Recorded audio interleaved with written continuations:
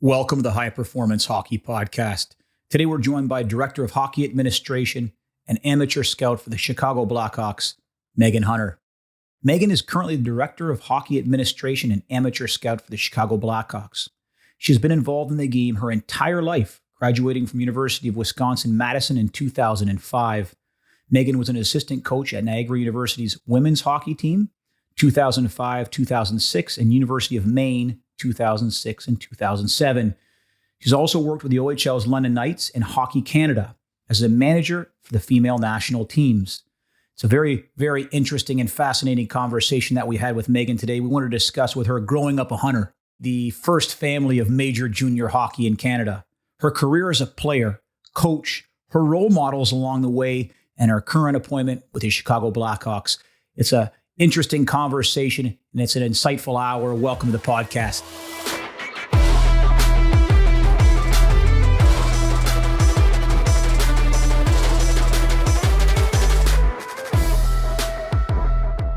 Welcome to the podcast, Meghan. Thanks so much for joining us today.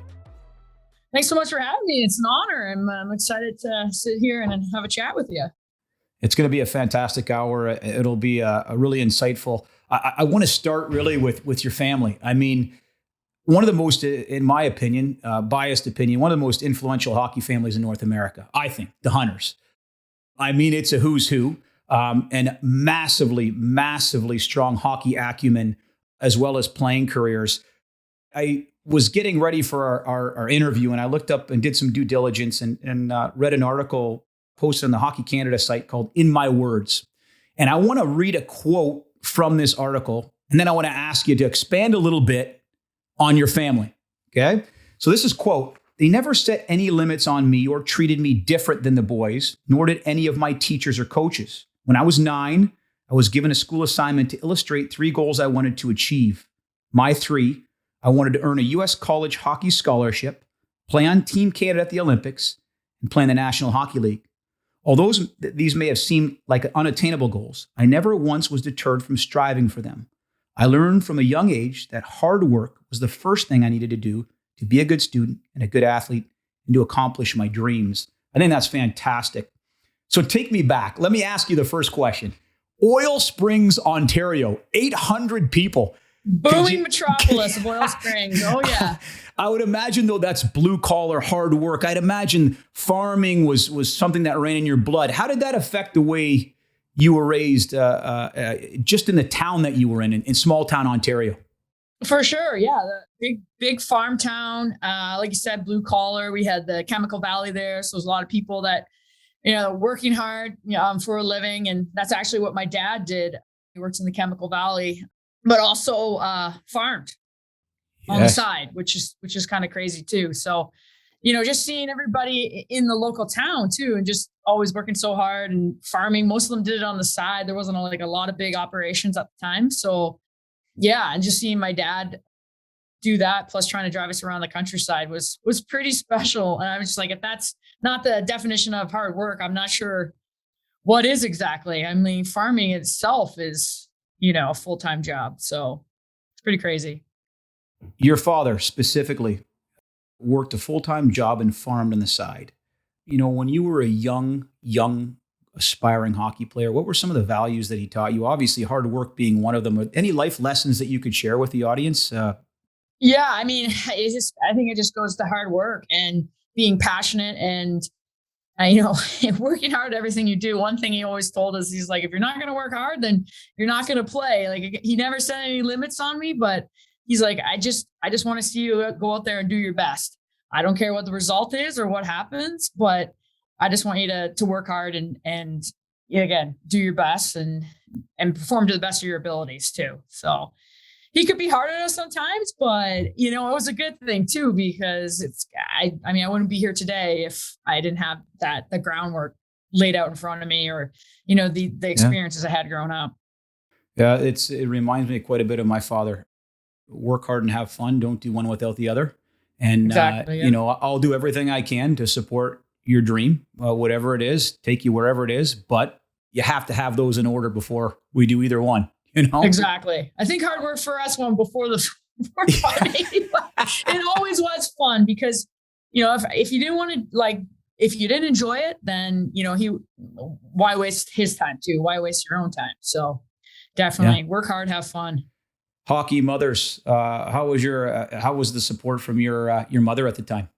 Yeah, I do. I mean, again, she worked full time as well, and was trying to Jeez. manage the day to day of the household and the farming operation, and still driving us around the countryside. And she didn't quite grow up in the same sports hockey driven household, but she was our number one fan and always sticking up for us. Maybe if we had a bad game. Yeah, yeah. And like just like, well, like, Ron, she didn't play that bad. She was very, very brave and strong to be our number one fan, and she's a huge supporter. And like I said, like the hard work from her too, just day in and day out, and still probably having no sleep, but still getting up and get to work. So, we met at Sure. practice at 6 a.m. She still made it to work on time, or I didn't get off the ice till 11 o'clock at night down in London or Toronto, and she's back at work that next day. So. And you were playing all your minor hockey against the boys, correct? I did. Yeah. I played with petroleum minor hockey until I was about 14, Yep. 15. And then one of my goals was a scholarship. So I needed to be seen by some more of the female college scouts. So that's when I made the switch to female hockey. Got it. Yeah. So you have three uncles. You got Dave, Mark, and Dale, all who played in the National Hockey League. Literally, again, with your father combined, that's a lot of hockey gray matter. Massive, massive backgrounds in the game. What were some of the maybe it was tangible intangibles, or perhaps it was verbal lessons, but what were some lessons that you pulled from them along the way and maybe currently still pull? Oh, yeah, absolutely. I mean, everything goes back to hard work, but just when they came home in the summer, like I saw everything that they did to train. They would pass along nutrition information for us. They basically would give us the resources that we needed to succeed, along with my dad. And they'd often argue at the kitchen table about what were the best resources. And, That's great. What is the best summer sport to play? I think we had a 3-hour conversation about what we should play in the summer, because we were multi-sport athletes. And that was one of, I guess, the things that they believed in as well. Sure. We all played various different sports. It was soccer, baseball, lacrosse, you name it. I think all the different cousins and my brother and I were in various different sports through the summer. Dale actually, when I got a little bit older and started going to the gym, he used to pick us up, and we would ride with him to the gym. So really, give me some insight on that. I got to hear this. So he is an animal in the gym, and that's why he played as long as he did. And so obviously seeing that, and it's just like the sweat, to be like, we'd be there for 3 hours. I don't know if you need to be there for 3 hours at a time nowadays, but he put that work in, and we would do this wind bike test, and he held all the records. And I think one day one of the junior OHL guys might have beat him, and he came back the next morning, gets on that bike. Oh, he's like, nobody's beat my record. So he comes back on, beat the record. Kid that's probably 20 years younger. It's crazy when you think about it. I truly believe this. Maybe it's just a product of the environment. I call them ignition moments, where you're around people that either have a common goal or maybe you aspire, and you're in that environment, and it's just like, this is something I know I want to do. Or exactly, not only is this something I know I want to do, but now I know how hard it is to prepare for it, and it's humbling. Totally. And then you see the sacrifices that they made too, but you still wanted it. You got a little taste of it. Obviously we followed every single game. That people were like, who's your favorite player? I'm like, well, my uncles. Like, that's easy. Who's your favorite team? Or whatever team that they're on. Like, that's awesome. Yeah. So that's definitely what I wanted. And that's probably why I didn't know any wiser. There was no limits put on me. I'm like, oh, you want to play in the NHL? Oh, yeah, I want to aspire to that as well. I'm going to do everything I can to get there. Your grandfather, so Dickie Hunter, I had the opportunity to meet him in London, and what an interesting man. Talk about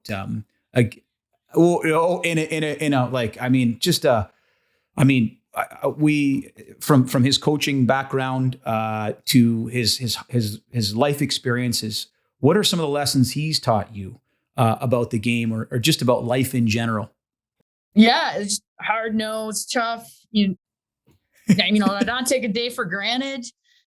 His major interests were hockey and farming, Yep. and to have raised six kids. And my grandma actually went back to work full time after the sixth child. So they're all four boys played, and my aunts were in sports as well. So it's pretty incredible how he juggled things and how tough he was on them, but because he wanted them to excel, and they did, and they thrived in that environment. So they say he's maybe mellowed out as he's gotten older. So Yeah. I like to say that I got a little soft spot for Gramps. Isn't it crazy? I was not raised on a farm. My mother was, but we use this analogy all the time in training. Training's a lot like farming. You don't just go one day and put seeds in the ground. You got to keep coming back to it. I think there's so many lessons that you can take from that craft, like the value of hard work, delayed gratification, wanting it. Right. I was also told a story. I don't know. Perhaps it was secondhand, but I believe Dickie was dropping off Dale for his first NHL camp, or maybe it was his OHL camp. Dropped the bags off and said, "Go on, son. Now there's nothing back here but farm. You got two choices. You make the team, or you come back to the farm." That's right. Yeah. And like I said, they didn't have a lot of money back then. So, you make the team and you're coming back to the farm, and you're up at 6 a.m. and you're, plowing the fields or feeding the pigs, and hard work.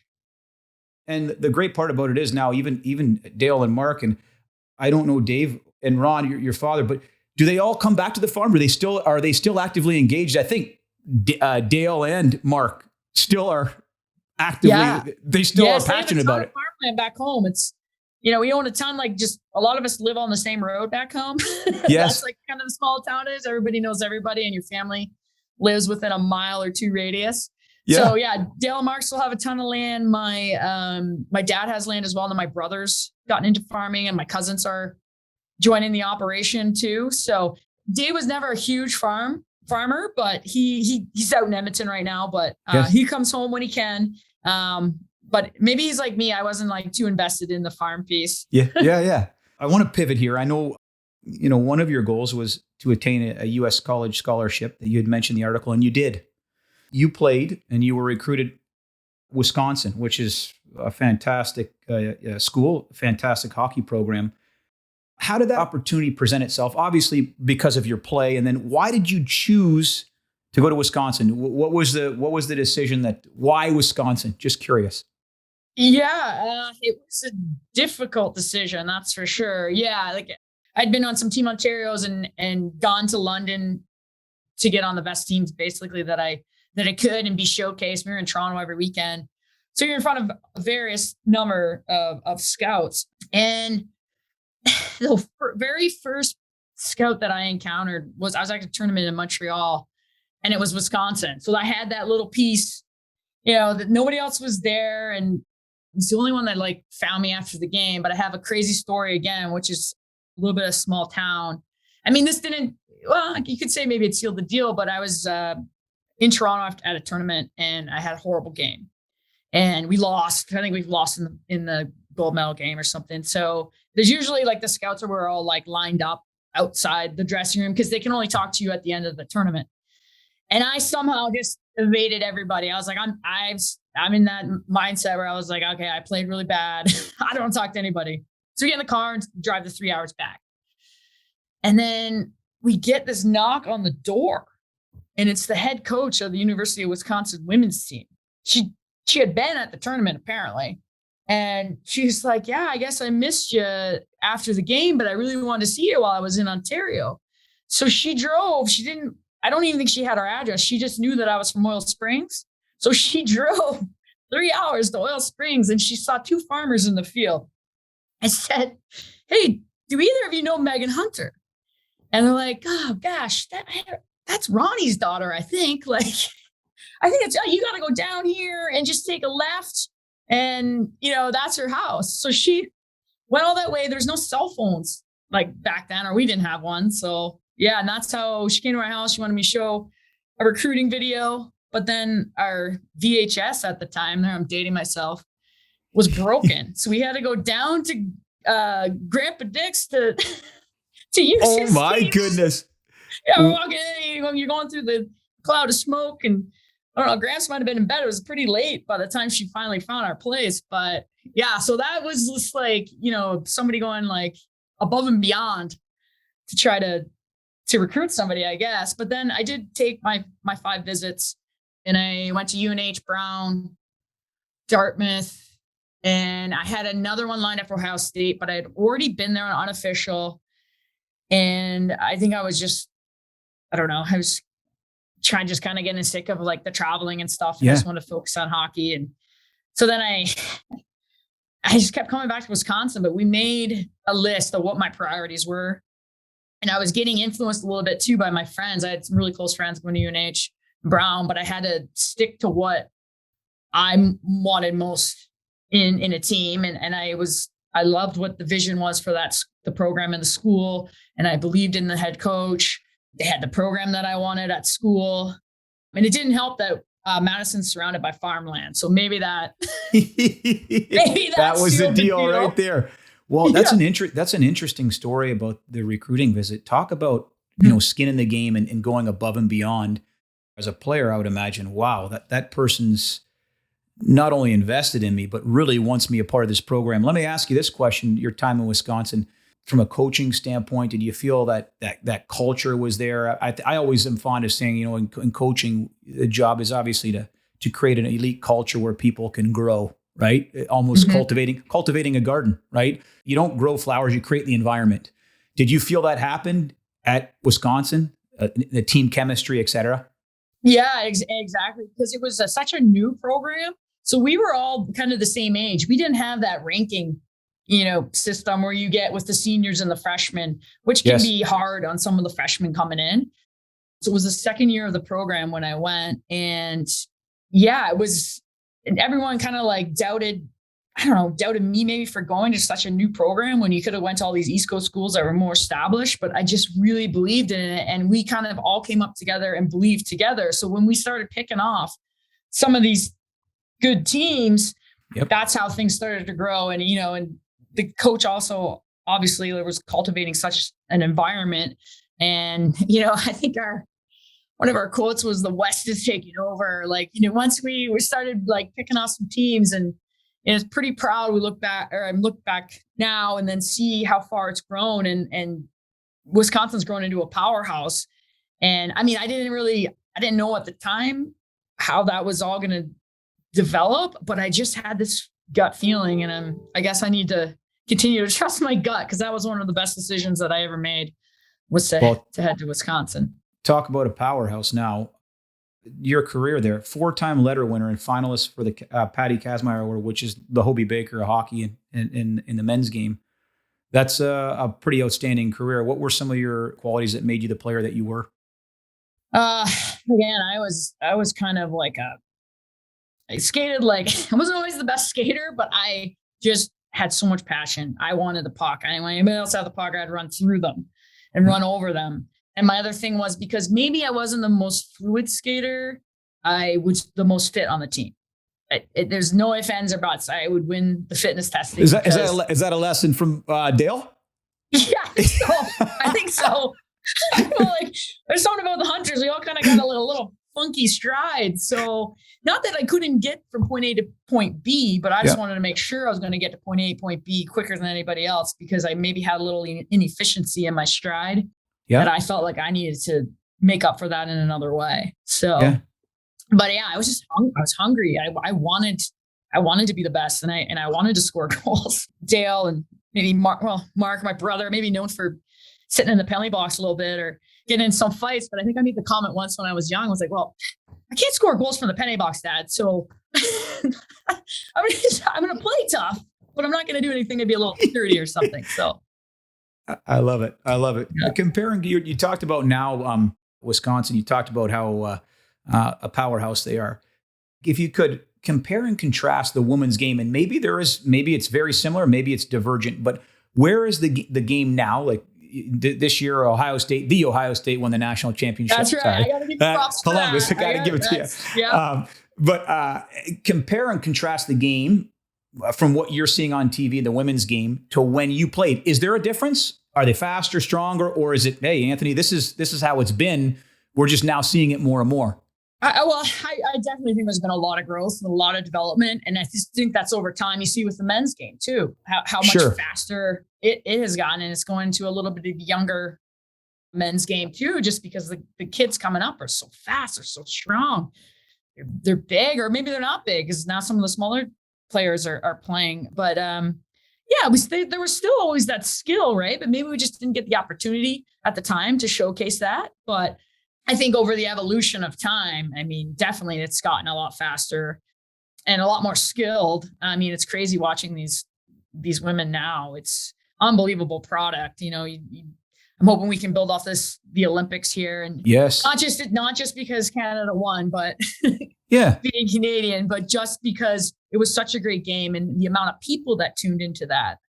Would you say right now there's more parity in the women's game as well? Like looking at the Olympics, I know like teams are playing catch up. Obviously, Canada and US, those are but Finland is Russia. Are those teams or those countries? Do you feel like they're making substantial progress in their women's game to increase that parity? I do believe. I think you can see what happens when there's resources and funding put into those programs and how much they can grow. You look at the Chinese team this year; they put a focus on it to make that team better and try to have a great placing at the Olympics this year. And they did do really well. They surprised a lot of people.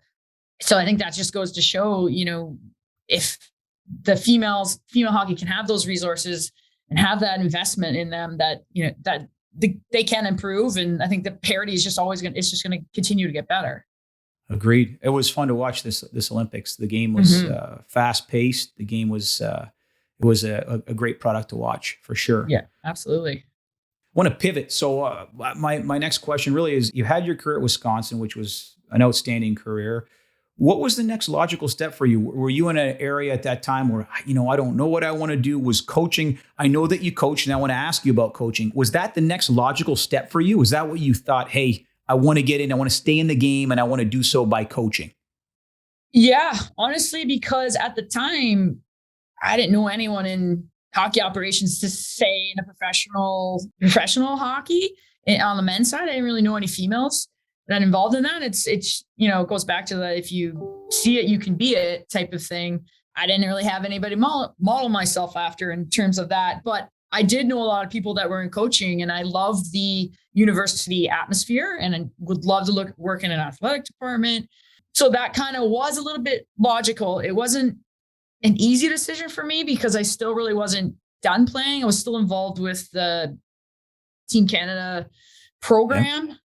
I just kind of apparently am a realist and just said, I need to start making some money. Maybe that comes back to my growing up where I can't be relying on people all the time to support me. So I just decided, do I want to be a fourth line player? Maybe bubble player for Team Canada. I probably wouldn't have a lot of money living in Toronto, trying to chase that particular dream still. Or do I want to take this job offer, start making some money, start getting some experience? And that's what I did. And I was really hard decision at the time. And, I wondered for a long time if that was the right decision, but clearly it was, because that's the path. I wouldn't be here where I am today without starting my career at that point. So talk us through So you were an assistant coach at Niagara in Maine, correct? Mm-hmm. What were some struggles from the transition from player to coach? Were there? Not that you weren't a leadership role before, but now you're controlling at times ice time, you're creating culture. Were there speed bumps along the way, or did you take from mentors that you had before and it was a smooth sailing expedition? Oh yeah, no, I would definitely say speed bumps, because I think part of me still wanted to play. And I think that was a problem. I wasn't the best coach that I could have been because I still kind of was too close to the game. But with that being said, the coaching, culture that I wanted to project was similar to how I played and how I grew up, which was, we're going to work hard. We're going to be hard nosed. We might not be most skilled, but nobody's ever going to outwork us. And, I do remember I would chat with Dale and Mark and just get some, okay, what systems are you guys running? Or I see so-and-so. So that type of thing I always really enjoyed. Okay, so what NHL team, what are they running this, or what's the new power play outlook or the breakout and stuff like that. So obviously, I'd have to say mentors in terms of coaching, maybe my dad and my uncles. I had a chance to play for Mark Johnson at the University of Wisconsin. So yes. Yeah. So that was a pretty awesome to learn from somebody like Mark as well.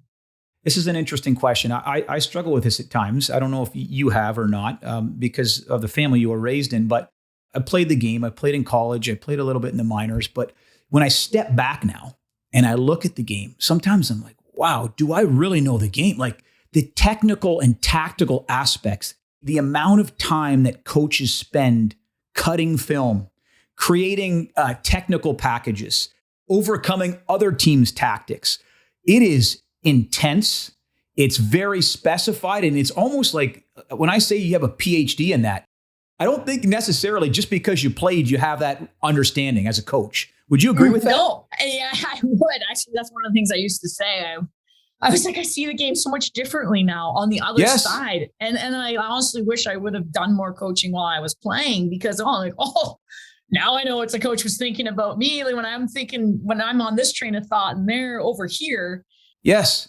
But so many hours spent cutting film, the tactical pieces of it, the different systems, and then how you counterattack other team systems. It's just, yeah. It's a chaotic game of chess, right? Almost, right? It's organized chaos. It's very interesting to listen to learn from other coaches as well. And it definitely can get very, very deep in the technical and tactical aspects. I'm sure, again, you had great people to learn from and to pull from as well. So let me ask you this question.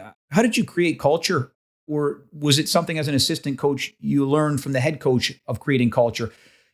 For example, I know on the university level, we're fond of having, at least I was, you created an identity. It was a quote or something. But to me, that's a real mark of a great team, is a team identity, creating a all for one type mentality. The university level, what kind of means and methods did you use to create that culture?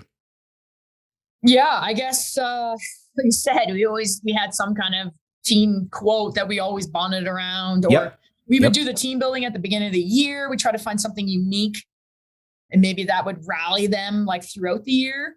Yep. I know there's some coaches approach that it's like the team against the coaches, like they have that little vibe where, we're going to do it despite, but that's not like that I wanted to create. Like I wanted us all to be in on it. So we would all do the team building stuff together. If it was a ropes course or just some different unique things throughout the year. And again, just showing the value of hard work too, that we want to be the team. Yeah, we may not be the most skilled, but here's different ways that we can maybe counteract another team and be successful. So another off the cuff question, communication. I would imagine that's so crucial in every position, specifically as a coach. This idea of emotional intelligence. You got a roster. Everybody has a different personality on that roster. The goal is to be able to coach those individuals while holding them accountable. I would imagine communication is the glue that binds in this profession. If you don't trust somebody, it's hard. It's going to be hard to work for that person. And, that's something that as I've had the opportunity to interview more and more hockey professionals such as yourself, specifically with older players, high performance players, this idea of not dictatorship, but cooperation. It's a cooperative approach. I might ask you your feedback. At the end of the day, I might not take it, but I want you to know we're going to do this together. Exactly. I think even more so in the new age NHL, I feel like communication is so key. You have to find out what drives each individual player, right? And yes. I think even more the younger kids coming up through, it's just more and more about communication and being on their side. And I don't think it's a dictatorship at all. I think it has to be a partnership, and obviously there has to be the respect for the coach at that level, but yeah, it's huge. And again, just finding that key, the motivator for each player, and then how to maximize the player for the best of their abilities is, it's just all about communication. I'm going to again pivot here. So you've coached, you were at Niagara in Maine, and then you stepped away from coaching. You had an opportunity to work for the London Knights. And then you had an opportunity to work with Hockey Canada as a manager of hockey ops for the national teams. Could you take me through first this appointment with the Knights? What were some of the things that you took tangibly away that you could learn that you continue to use to this day? And then your Hockey Canada experience. I'd love to hear that as well.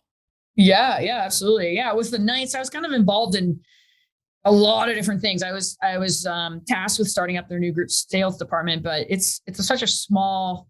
It's not. I mean, I know it's a big. A lot of people potentially might know about the London Knights, but when you're at the junior level, it's all hands on deck. So I got a chance to do marketing, game operations, social media, you name it. It was kind of involved in that, and I met so many different people. And one of the huge things I think too is never underestimate a relationship, where that might lead down in the future. Yep. And how that connection may come full circle at some point, but you don't even know. But I always just enjoyed engaging with people. I would meet with the various different sponsors or salespeople or people that I had met through selling some of the group sales tickets. And I really enjoyed that engagement part. And I can't say necessarily that's the reason, somebody connected me with like a Hockey Canada piece that way. But yeah, I just really feel that, I made a lot of connections there and a lot of great friends and people along the way, and a lot of people I'm still in touch with.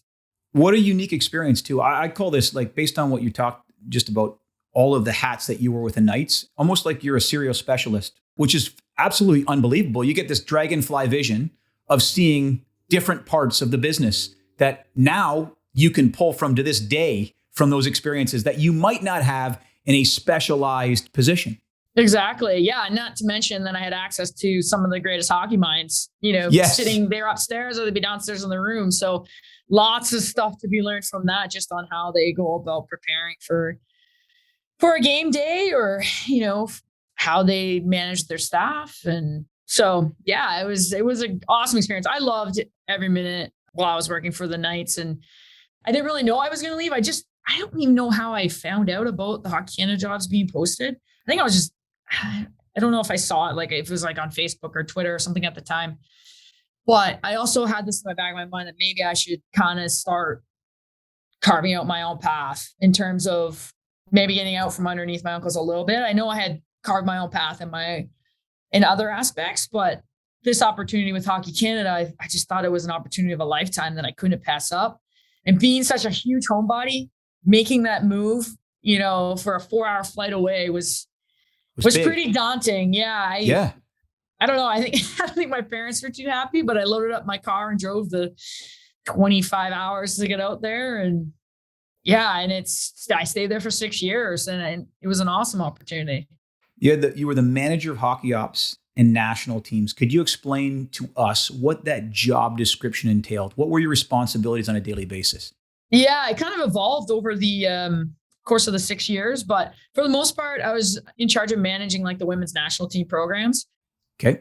So just day-to-day logistics, you're doing the scheduling, the ice time, the flights, meals, everything to that effect. But you're also working with the staff in terms of implementing the high performance standards that Hockey Canada has set out. There's like some set guidelines. Basically, I want to provide all the resources possible to make the players and the staff successful. I'd also be on board on different boards like the CIS, women's hockey, and then just kind of Canada Winter Games, being kind of an advisor for them in terms of these are the standards, the gold standards that we operate by. Here's how you can follow a similar path. And then I would travel around to events with the various different women's national team programs and just in charge of all those different logistics for the events and just making sure that we had all our practices set and the coaches had everything they need and the rosters were what the coaches wanted as well. So what a unique opportunity to be able to meet professionals, not only in the coaching realm, strength and conditioning, nutrition, mental skills coaches, other coaches at the international level. What an awesome opportunity to form relationships and network as well in a good way, all for the growth of hockey. Mm-hmm. I'd imagine you built some lifelong friendships to this day through that experience. Oh yeah, I definitely miss going to some of the camps. You get to see, 30 of your friends come into town or you're meeting them in another city. So hopefully with the COVID restrictions lifted, maybe I can get out and see a few more people or get to some more events if my schedule permits my time there. Well, your current appointment right now, Director of Hockey Administration, amateur scout for the Chicago Blackhawks. Mhm. Absolutely outstanding. Speaking of networking and good people, again, this was I read in preparation for our interview from the Hockey Canada article. You talked about Kevin Dineen. You Mhm. talked about moving to Chicago, and at the time, you didn't know where your feet would be planted. Is that accurate? Am I right? Yeah, And no, that's and I had gone through the immigration process. I was actually getting married, so that spurred the move. And I, yeah, I didn't know what to do. I was applying for various different things, and I just kind of like leveraging any contact I had. Obviously, I have a goal of working in the NHL. So yep, when I called Kevin, he at the time there wasn't any opportunities, but he said, you know what, I have to go up to the office today and I'll put some feelers out and see, what might be coming up. So nothing for a little bit. I think it was like 2 weeks later though. I mean, it's only 2 weeks later. He called me. He's like, Megan, you're not going to believe this. There's an opportunity that's come up and it'd be perfect for you. Like, I know, I know how you worked at Hockey Canada and how you persevered and you worked who you worked for. And he's like, I think you would be perfect for this and the grind of it. And he's like, do you have a resume? I said, yeah. And he's like, he'll send it over to me. So then within 2 days, I was in Chicago interviewing, and I was like a day after I had the job. So I mean, it was just, I'm just sitting there, like even before I had interviewed, I'm like putting so much pressure. I was like, this is it. I have one chance to make my dream of working in the NHL, especially when I need to be in Chicago. And um, so yeah, so I was like, this is too good to be true. I'm like pinching myself the day after, then I was told I had the job. So yeah, it's pretty wild. that's unbelievable. And this you've been working with the Blackhawks since 2016, correct? That's right. Yep. What are your duties? Have they changed since that time? Obviously, Mhm. now you're 7 years in, if I'm doing the math right. Yeah, Six. I'll be six. six in Sorry, June. Yeah. carry the one, Anthony. Sorry. Yeah. I'm like, I was doing the same. I'm like, oh. but what were when you first got the job? What were your duties, and how have those changed to the current time? Yeah. So it was a lot of administrative stuff. I was basically managing the general manager's calendar, day to day Okay. logistics. And with that came, though, I learned a lot of concepts in terms of the CBA. And I was like our main contact with the NHL. So I was learning all the inner workings of the day to day of the NHL in teams, daily transactions, how things just work. So as things progress, kind of get more and more into taking ownership of filing all those daily transactions, starting to do contracts, starting to learn about salary cap, more about the CBA. It's never the same from one day to the next, that's for sure. But yeah, it's kind of just like I've been working closely with the general manager for what I said, six years now. So now it's even more involved. Like, okay, let's use your hockey mind even more, and let's see. Have you go out and skate or skate? Sorry, have you go out and scout? Scout. Not skate. I don't do Yes. that well. Have you go out and scout? So I've been doing some amateur scouting, and then also leaning more into having ownership over the roster from game to game, making sure that we're compliant with the cap. And yeah, if anybody needs to go on IR or come off IR or go on long term, I'm kind of like overseeing all those different things. So it's kind of, yeah, it's every day. I try to be a sponge and just try to pick up more and more and more. It seems like your experience with the Knights, Hockey Canada, obviously your playing career. You've got such a great pedigree for this. It's No, very, very, very, very unique, and again, superly impressed. Scouting, what amateur scouting does that encompass? You being on the road for large periods of time? yes and no. I'd like to do more. I'm at all of our home games too. So it's just kind of juggling my time. So Okay. if I can get to like major events too, like the CHL prospect game or Yes. the USA National Development Teams program or the USHL All Star game, or if I can get out here to the Steel game, which isn't too far, just outside Fox Valley here. So yeah, it's just kind of juggling everything because I do have a lot of different tasks. So through the pandemic, we started doing meetings weekly. So I had been on those all through the pandemic. But yeah, just kind of touching base and chatting with everybody. I organize the meetings as well. We had some meetings, midterm meetings and stuff. I'll be organizing all that, and I'll sit in on those meetings as well. So yeah, it's just kind of a juggle. Great time management skills and trying to fit everything in.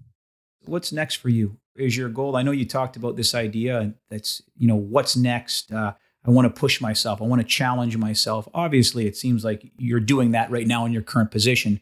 Mm-hmm. But if I said, Meghan, in 5-10 years, what's your goal? What do you want to continue to do in the game? Yeah, I think, like you said, just continue to grow, get better each day, and just, I don't know. I think ultimately it'd be great to be in like an assistant or a general manager or something along those lines. But we'll see how things go. And I want to continue to enjoy myself. I want to continue to make sure that I do get home to see my family from time to time. But yes. I think it's like you said, it's that piece we're growing. I do never want to stop. I want to continue to be a student of the game and just hungry to learn and just to be better each day and just kind of improve and not stay stagnant, I guess. One day better. One day better. I was going to use your tagline, and I love that. I love it. I want to be one day better for sure. I want to respect your time. I have a few more questions for you, if it's okay. But yeah, for sure. What advice would you give a young hockey player? And specifically, I want to ask. You might say, Anthony, it doesn't matter. But what advice would you give a young aspiring female hockey player right now? The opportunities are, I think, unlimited right now. Don't let anybody tell you that you can't do something or that. I just think we're on the cusp of something really special here with the women's game. So continue to put that work in, continue to strive for your goals, do well in school. So maybe you can get a scholarship, but yeah, don't set any limits on yourself and just, have fun, work hard and see where things take you. Advice for young hockey parents. Don't be too hard on your kids. Don't be yelling at them from the stands, I guess. Just have fun with it too, right? Like, because I think it was pretty tough on my parents when, we were finished playing, no more games to go to, and you miss that piece. So enjoy the journey of it. And I guess I would say that for any player too. Enjoy the journey. It's a fun ride. It's a great game to play. And sometimes people can lose sight of that, just getting too competitive or, overwhelmed with things. So enjoy the journey and have fun. Your legacy.